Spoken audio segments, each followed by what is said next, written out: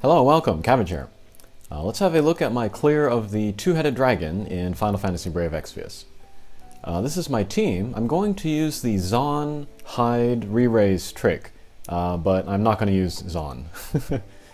Instead of him, I'm going to use Edward, and Edward can also hide, but there's a reason why I chose him instead of Zon. I'll explain that later.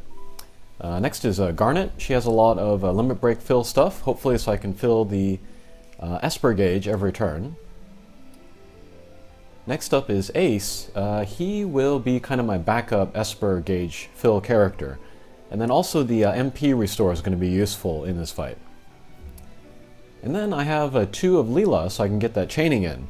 And then I'm giving them non-elemental weapons so that their attacks aren't blocked in the very beginning. Alright, let's move over to the fight. And then my friend is going to be Olive. I think she has over like 2,000 attack, and then the Sparky with the lightning element weapon.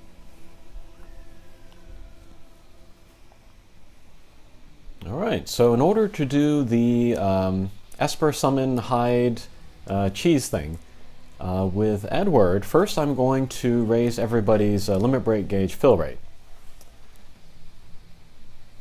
Because I need to fill Garnet's limit break gauge right now. And then with my 2 Leelas, I'm going to chain. If they had element weapons, they would not do any damage there and then not get any crystals. But thankfully, we got the non-elemental damage in, filled Garnet's limit break gauge. She'll use it immediately, fill the Esper gauge. And then I can summon an Esper, and then what that will do is that will shut down the attack for the two-headed dragon next turn. And then with Ace, he's just free, so we'll just use the MP restore. Okay, so here, this is where the pattern is going to begin. With Edward, we're going to hide with him. He will run off the screen, so any attacks that the boss does will not affect him. And then here, I'm able to do damage with my 2 Leelas and the Olive. With the 2 Leelas, we'll do the chaining, and then with Olive, we'll try to do some finishing damage in there. This boss has a lot of HP, so it can take a while.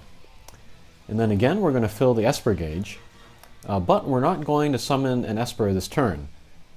So Ace is just going to restore the MP again, and then the dragon will take down everybody.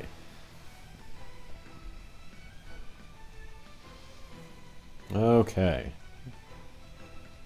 Alright, and then Edward hides for, I think it's 3 to 5 turns, so we'll just wait for those 3 to 5 turns to go by.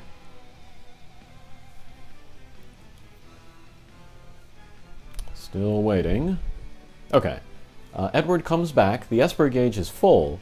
We'll summon Phoenix. I gotta make sure that Edward has Phoenix. Revive all of my guys. And then we'll kind of, break the scales of the boss and then shut down the attack next turn. So yeah, if I just, keep repeating this 2-turn, back and forth. Edward keeps hiding or summoning Phoenix. And then my chainers and finishers attack. And then my other 2 characters, they work to fill the Esper gauge, so that when Edward comes back, he'll have access to the Phoenix Esper. So yeah, that's basically what I'm going to do this whole fight. And then, yeah, it really hinges on Garnet being able to fill her limit break every time she comes out. I gave her lots of equipment to make sure that that happens. But if for whatever reason the limit break crystals don't go into her, I have Ace as a backup. Because he has that ability where he can sacrifice himself to fill the Esper gauge. That is very nice because you can use it turn 1 and then it costs 0 MP. However, it is a cooldown skill. It takes 3-4 turns for it to charge up again. So if you use it once, you're not going to be able to use it the next turn. And then that's pretty much the main reason why I chose Edward instead of Zon. Because Zon hides for 1 turn and then he comes back. Edward hides for 3 to 5 turns, so he can eat up turns and then have a greater chance of having Ace refill that cooldown ability, just so I can have it available every turn. That would be perfect. Alright, so Edward is still hiding and Ace somehow survived that attack. We want him to go down. There's no reason for him to be up, so yeah, there he goes. Also, Garnet, when she uses her limit break, she's not guaranteed to fill the Esper gauge. So she might come up short by like 1 or 2 orbs. In that case as well, Ace can step in and then fill up the rest with his sacrifice ability. I could have maybe had an easier time, using Garnet if I had maxed out her limit break, which would lower the cost to fill it. But I didn't feel like using the pots, so I used Ace instead, and that worked out fine. But yeah, that's pretty much it. To fulfill the missions, we have to summon Espers 3 times. I think I've already done that. And then I have to hit the boss with element weaknesses 6 times. When the boss's scales are broken, they get like a minus imperil to all elements. So if I keep attacking with Olive with her lightning element gun, then I'll get those 6 attacks in there. And then finally, I have to beat the boss with magic. So I have to be very careful at the end not to do too much damage with the chain and then with Olive's attacks.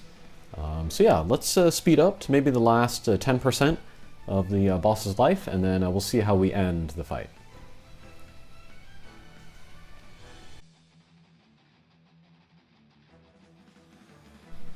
Okay, turn 112. That looks really high, but this hasn't taken that much time. It's just the fact that Edward is hiding for so long that there's a lot of like kind of artificial turn count in there. But yeah, the boss is at 6% life. We're just continuing the same old pattern, but we're not finishing chains anymore with Olive. So if like the Leelas and then Olives do their attacks, I'm doing them separate so that there's no big multiplier to Olive's attacks.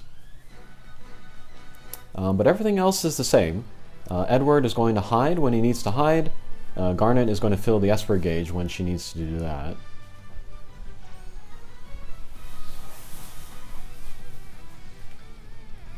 And yeah, because the fight is so long, having an MP battery is pretty important here. So yeah, that's a very good reason to bring Ace into here.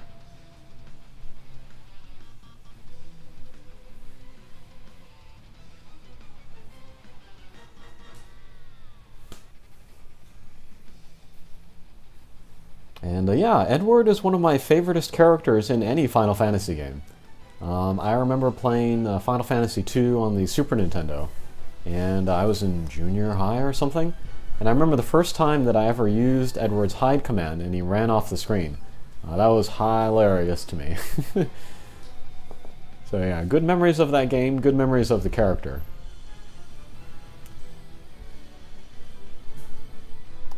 As a character in Final Fantasy Brave Exvius, he's decent, especially considering he's a 3-star. He's like a weaker Ramza. He sings and, buffs your guys. But here I was very happy to use him because of his hide ability. That was pretty cool.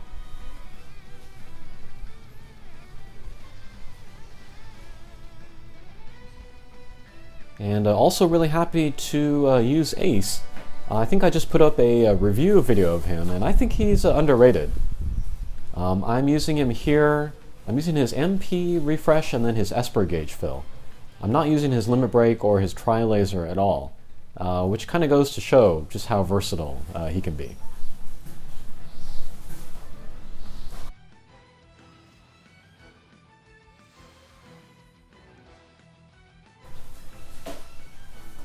Okay, we're getting pretty close here.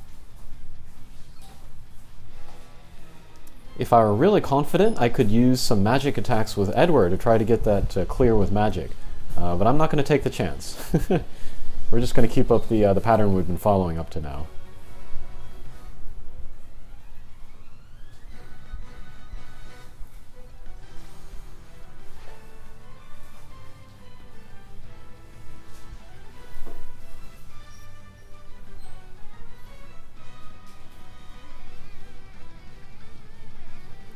And I was very, very keen on getting this clear because I really wanted that helmet. I really like equipment for my tanks. I like to make them very beefy. And then the Grand Helm Plus is pretty crazy, so yeah. It's very interested in getting the clear here.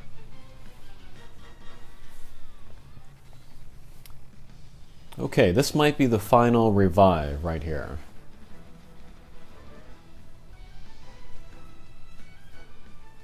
Alright, but just in case, we're going to hide with Edward anyway.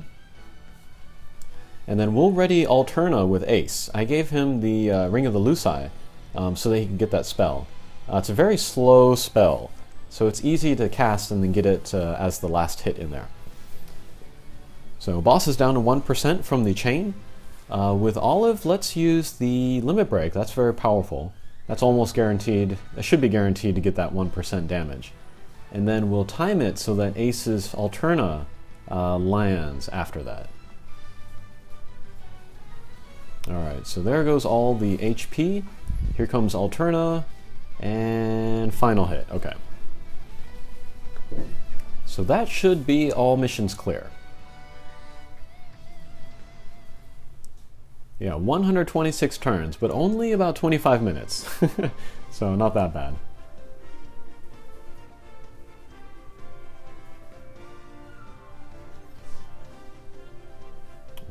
Okay, 100 Lapis, thank you.